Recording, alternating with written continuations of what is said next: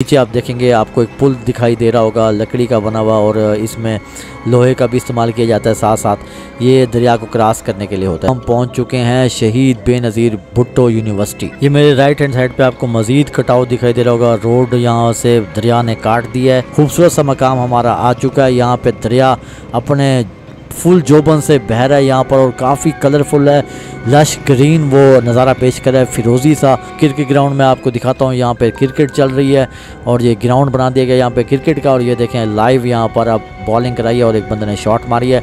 ऊपर तमाशाई भी बैठे हैं। दोपहर के 2 बजे हम तिमरगरा की एक खूबसूरत सी मस्जिद में पहुँच चुके हैं और यहाँ पर हमने ज़ोहर की नमाज़ अदा की है। और ये आपको मैं मंज़र दिखा रहा हूँ इस मस्जिद का। काफ़ी खूबसूरत और नई बनी हुई ये मस्जिद है और ये बिल्कुल किनारे पे है दरिया के, और ये दरिया का नज़ारा है इस मस्जिद के बाहर का। और ये दरिया आप देख रहे हैं कितना तेज़ी से अपने मंजिल की तरफ गामज़न है, और इसके ऊपर आपको एक पुल बना दिखाई दे रहा होगा जो इस दरिया के उस तरफ जाने के लोगों के लिए बनाया गया है। सुबह के 7:15 बजे से हमने अपनी बाइक चलाना शुरू की और अब तकरीबन दोपहर के 2 बज चुके हैं। तो हम बहुत थक चुके थे और सिर्फ हमने नाश्ता किया था सुबह। वैसे तो नमाज़ पढ़ने के बेइंतहा फ़ायदे हैं, तो उनमें से एक फ़ायदा ये भी है कि जब आप सफ़र में हो और बहुत ज़्यादा थके हुए हों तो वज़ू करने से बंदा फ़्रेश हो जाता है, तरोताज़ा हो जाता है। नमाज़ पढ़ने से बहुत ज़्यादा सुकून मिलता है और बंदे को ताज़गी महसूस होती है दोस्तों। तो ये हमने सफ़र दोबारा स्टार्ट कर दिया नमाज़ पढ़ने के बाद, और आपको नज़ारे मैं दिखा रहा हूँ। मेरे लेफ़्ट हैंड साइड पे काफ़ी ज़्यादा आपको खेत और गांव दिखाई दे रहे होंगे, और राइट हैंड साइड पे मेरे आपको काफ़ी ऊंचे ऊंचे पहाड़ दिखाई दे रहे होंगे जिन पे बहुत ज़्यादा लश ग्रीनरी है, और दरख्त भी काफ़ी लंबे लंबे आपको और बड़े बड़े और काफ़ी ज़्यादा तादाद में दिखाई दे रहे होंगे। और ये देखें सामने आपको खेत दिखाई दे रहे हैं, काफ़ी ज़्यादा खेत है ये, और यहाँ पर लोग खेती बाड़ी भी करते हैं, अपना अनाज वगैरह यहीं उगाते हैं वो, और मवेशी भी काफ़ी ज़्यादा पालते हैं। और रोड पर भी आपको काफ़ी ज़्यादा टूरिस्ट देखने को मिलेंगे। मेरे सामने शेल्टन होटल का एक बोर्ड लगा हुआ है, और लेफ़्ट हैंड साइड पे जो रोड जा रहा है वो जा रहा है दीर बाज़ार की तरफ, और सीधा जो हम जा रहे हैं ये श्रृंगल की तरफ जा रहे हैं दोस्तों। तो श्रृंगल यही कोई मेरे ख़्याल से कोई 17 या 20 किलोमीटर रह गया होगा, और श्रृंगल से आगे आ जाएगा थल, और थल से आगे आ जाएगा कुमराट दोस्तों। तो तकरीबन आज का दिन पूरा हमारा जाएगा थल तक ही, और क्योंकि ये पहाड़ी सफ़र है, आपको पता है बहुत लंबा हो जाता है पहाड़ी सफ़र। ज़िगज़ैग रोड होते हैं, स्पीड इतनी लगती नहीं है, और ट्रैफिक का कोई आइडिया नहीं होता। सिंगल रोड होते हैं छोटे पतले दुबले से, तो यहाँ एहतियाती करना ज़रूरी है, बेहतर है। तो इसलिए हम आराम से सुकून से बाइक चला रहे हैं। एक तो रात का हमने सफ़र किया, लेकिन वो तो सुकून का सफ़र था, सोते हुए हम आए आराम से। 11:30 बजे हमारी बस ने सफ़र शुरू किया और सुबह 7:15 हमें उतारा मर्दान से, तकरीबन ये कोई 5-10 किलोमीटर पहले। वहाँ से हमने सफ़र स्टार्ट किया सुबह 7:15 बजे, और अब हम 2-2:30 बज चुके हैं इस टाइम ना। तकरीबन शाम हो जाएगी हमें पहुँचते पहुँचते थल। बहुत मज़ा आ रहा है सफ़र में भी, क्योंकि लश ग्रीन इलाका है, खूबसूरती है, पहाड़ आपके सामने है, और दिल बाग बाग हो रहा है हमारा। हाँ ये ज़रूर है कि यहाँ पर थोड़ी धूप है, मतलब धूप की तेज़ी है इस एरिया में ज़रा, तो इसलिए हमें ज़रा महसूस कम हो रही है। बाइक पर वैसे रुक जाए तो धूप महसूस ज़्यादा होने लग जाती है, और बाइक चला रहे हो तो आपको धूप कम महसूस होती है, क्योंकि हवा चलती है बाइक के साथ साथ, तो इसलिए आपको गर्मी कम महसूस होती है। तो सफ़र में 3 गुना एहतियात करनी चाहिए, क्योंकि रिस्क फैक्टर बहुत बढ़ जाता है, और अपनी लाइन में रहना चाहिए, और मोड़ काटते हुए आप अपनी स्पीड कम कर लें तो बहुत ज़्यादा बेहतर रह जाएगा आपके लिए।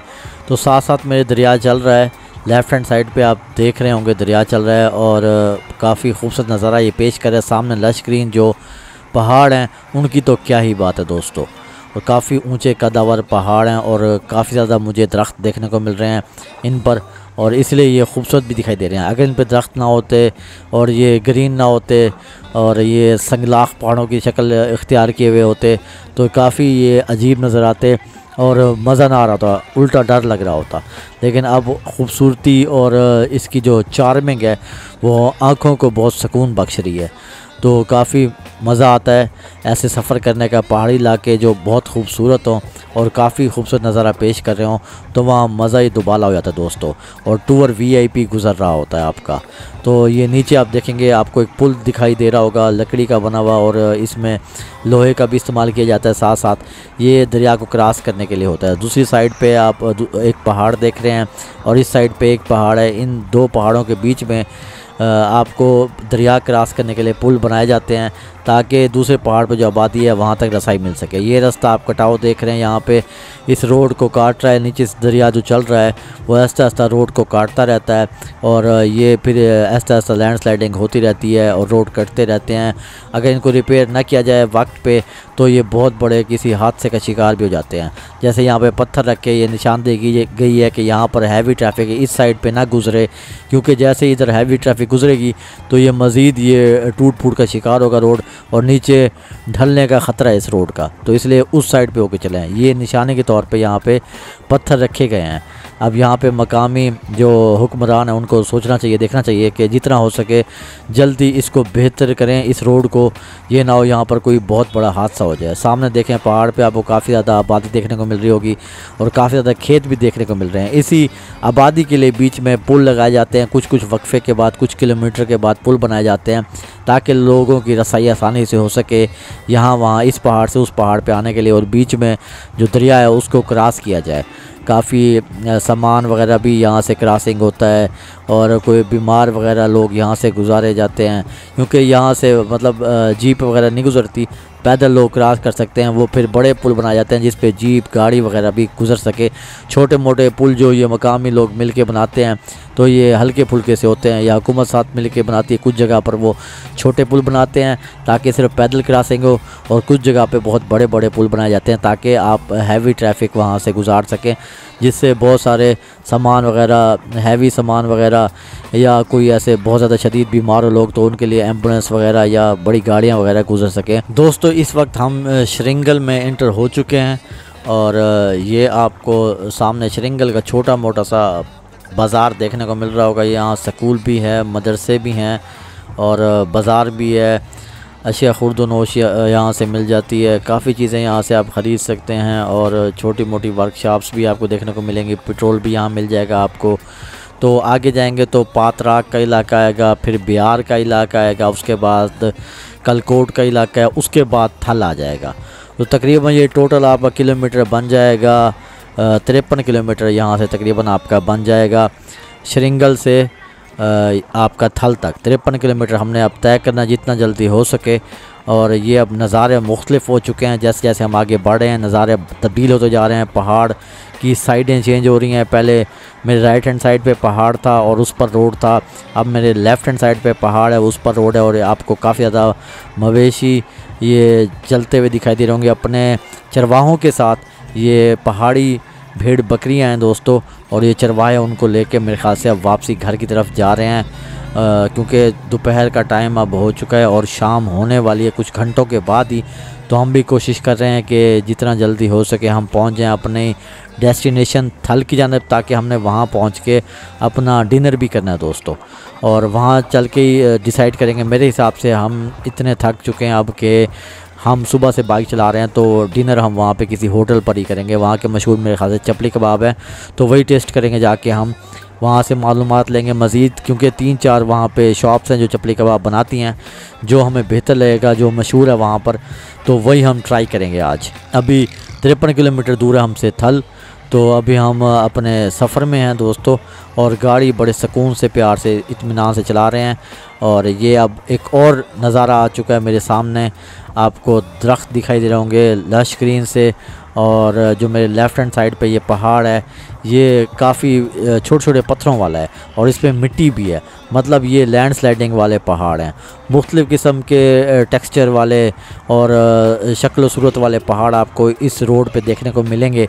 और ये पहाड़ मुख्तलिफ़ किस्म के होते हैं, कोई लैंड स्लाइडिंग वाले होते हैं, कोई बहुत सख्त जान रखते हैं, तो वो बिल्कुल अपनी जगह से हिलते भी नहीं हैं, तो उनको तोड़ के उनको सही किया जाता है, सीधा किया जाता है और वहाँ रोड बनाए जाते हैं। तो एक और बाज़ार आ चुका है, तो छोटे छोटे बाज़ार बीच बीच में आते रहेंगे। आप यहाँ से कुछ भी ख़रीद सकते हैं खाने पीने के लिए, या कोई आपके बाइक के साथ मसला हो गया वो भी यहाँ बन सकते हैं। ये पेट्रोल पंप भी आपको देखने को मिल रहा होगा। तो ये अब हम पहुँच चुके हैं शहीद बेनज़ीर भुट्टो यूनिवर्सिटी।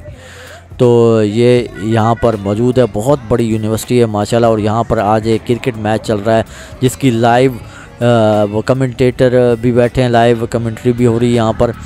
और ये सामने के पहाड़ हैं और टोटल ये पहाड़ी इलाका है। और यहाँ पर आपको पहाड़ों पे ऐसे छोटे छोटे से घर दूर दूर से दिखाई दे रहे होंगे। और फिर हमने दोबारा से अब सफ़र अपना स्टार्ट कर दिया। यहाँ पे छोटा सा और बाज़ार आपको देखने को मिल रहा होगा दोस्तों। और यहाँ हैवी मशीनरी भी खड़ी है, कोई रोड वगैरह सीधा वगैरह करने के लिए, या पहाड़ की लैंड स्लाइडिंग जैसे हो जाता है, पहाड़ पे पत्थर रोड पे आ जाते हैं, रास्ता बन जाता है, तो उसको हटाने के लिए। बीच बीच में आपको ये दरिया भी गुज़रता दिखाई देगा। ये पुल पे मैं क्रॉस कर रहा हूँ, बीच में से दरिया गुज़र रहा है, एक पहाड़ से दूसरे पहाड़ की तरफ जा रहा हूँ। और रोड आपके सामने है। कहीं कहीं पैचेस आ जाते हैं जो बहुत ज़्यादा तकलीफ़ देते हैं, टूट फूट का शिकार हैं। और कुछ कुछ किलोमीटर यहाँ पर सीधे रोड भी हैं, सही साफ़ सुथरे रोड भी हैं।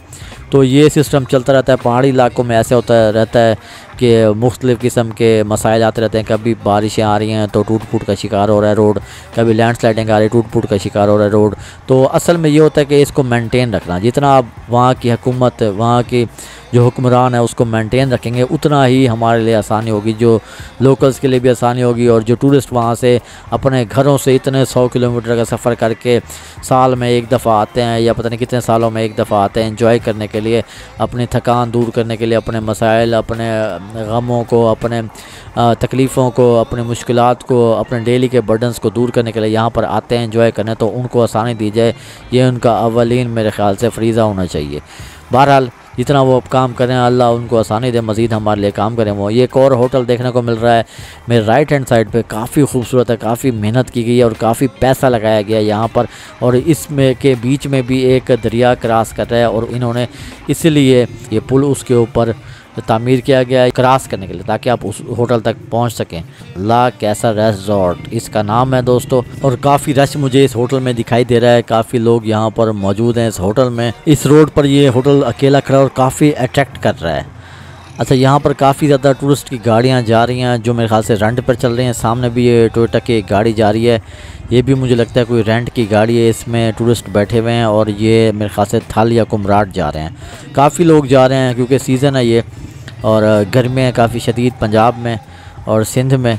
और तो इसलिए लोग यहाँ के सफ़र करके ना नॉर्दर्न एरियाज़ की तरफ जाते हैं, ठंडे इलाकों की तरफ जाते हैं, यहाँ की खूबसूरती, यहाँ की ठंडक और यहाँ का माहौल इंजॉय करने के लिए।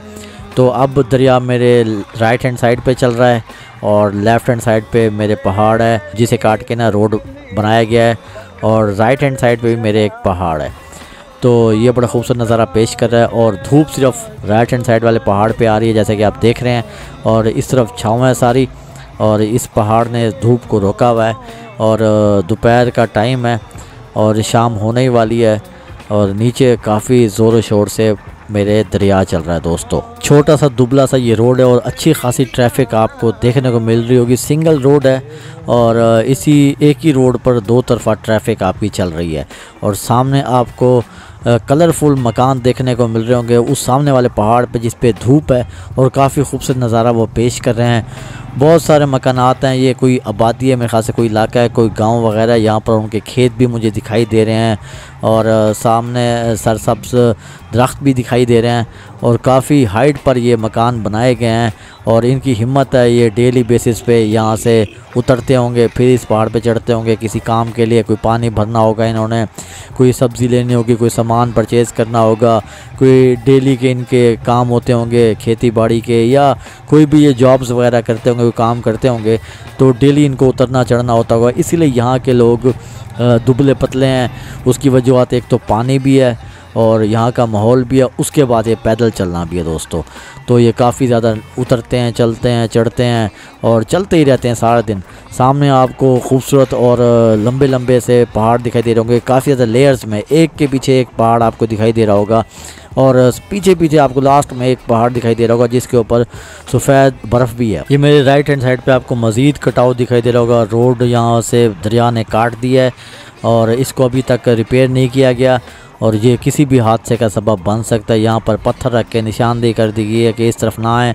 रात को जो यहाँ पे टूरिस्ट सफ़र करते हैं उनके लिए तो इंतहाई ख़तरनाक रोड है ये, इसलिए एहतियात करें, रात का बिल्कुल सफ़र ना किया करें। हम भी ऐसे करते हैं, सुबह सवेरे अपना सफ़र शुरू करते हैं फजर की नमाज़ के बाद, और उसके बाद असर के वक्त हम अपना सफ़र ख़त्म कर देते हैं। पूरी कोशिश करें कि असर के वक्त अपना सफ़र ख़त्म करते हैं। अपने डेस्टिनेशन का हिसाब किताब लगा लें कि इतने बजे हम यहाँ तक पहुँच सकते हैं, तो उस हिसाब से ही आप अपना सफ़र कवर किया करें। इस तरह ना किया करें कि बस जहाँ रात हुई ज़ोरदार बस बाइक चलाई या कार चलाई रात भर चलाई, या जहाँ पर थके वहीं पर जी रुक गए, चाहे रात के 12 बज गए, 11 बज गए, 1 बज गए, 2 बज गए, 3 बज गए। ये इंतहाई ख़तरनाक है, इंतहाई तकलीफ़ दे अमल है, अपने आप को सख्त नुकसान पहुँचाने वाली बात होती है। इसलिए असर के टाइम अपना सफ़र ख़त्म करते हैं। अब ये एक और ख़ूबसूरत जगह हम पहुँच चुके हैं। रास्ते में ये खूबसूरत सा मकाम हमारा आ चुका है। यहाँ पे दरिया अपने फुल जोबन से बह रहा है यहाँ पर, और काफ़ी कलरफुल है, लश ग्रीन वो नज़ारा पेश कर रहा है, फिरोज़ी सा, और काफ़ी खूबसूरत नज़ारा पेश कर रहा है। यहाँ पे काफ़ी मकामी लोग और यहाँ के करीब के इलाकों वाले जो पठान है वो यहाँ पर मौजूद है। करीब इलाका बुनेर वगैरह जो भी इलाके यहाँ करीब लगते हैं KPK में, वहाँ के लोग यहाँ पर आए हुए हैं पिकनिक मनाने। काफ़ी लोग यहाँ पर मौजूद हैं, और जो टूरिस्ट दूर के इलाके से आए हुए हैं वो भी यहाँ रुक के यहाँ पर एंजॉय करें इस मंज़र को, इस खूबसूरती को, इस ठंडक को, इस दरिया को दोस्तों, और इस सब्ज़े को दोस्तों। तो एक चीज़ मैं आपको बताना भूल गया कि यहाँ के मकामी लोगों की खुराक भी बहुत आला किस्म की है, खालिस है और प्योर है, इसी वजह से वो दुबले पतले हैं। तो ये दरिया का नज़ारा मैंने आपको दिखा दिया है। ये एक और नज़ारा मैं आपको दिखा रहा हूँ, बीच में फिर से दरिया चल रहा है, और ये सामने काफ़ी ऊंचे कद्दावर पहाड़ देखने को मिल रहे हैं, लश ग्रीन पहाड़ हैं, और सामने एक सफ़ेद चोटी दिखाई दे रही है जिस पर बर्फ़ पड़ी है, और काफ़ी ज़्यादा लेयर्स में यहाँ पर पहाड़ हैं, आगे पीछे बहुत सारे 4-5 पहाड़ हैं, और काफ़ी खूबसूरत नज़ारा पेश करें दोस्तों। तो सफ़र की बात मैं कर रहा था कि जितना जल्दी हो सके अपना सफ़र ख़त्म कर दें, अपनी थकावट दूर करने के लिए रेस्ट करें, क़याम करें। ये नहीं कि हमने वहाँ पर पहुँच के ही रहना है, वहीं पर जाके हम स्टे करेंगे जो हमारे मंज़िल नहीं है, ऐसे मत किया करें। इसी तरह से हादसे होते हैं। हादसों की बहुत बड़ी वजह यही है कि आपको इन इलाकों का कोई आइडिया नहीं है, ड्राइविंग का कोई पता नहीं है, और आप रातों को ड्राइविंग करते हैं और थकावट से चूर होते हैं, फिर भी आप ड्राइव कर रहे होते हैं। यही ख़तरे का सबब बनती है और यही हादसों का सबब बनती है दोस्तों।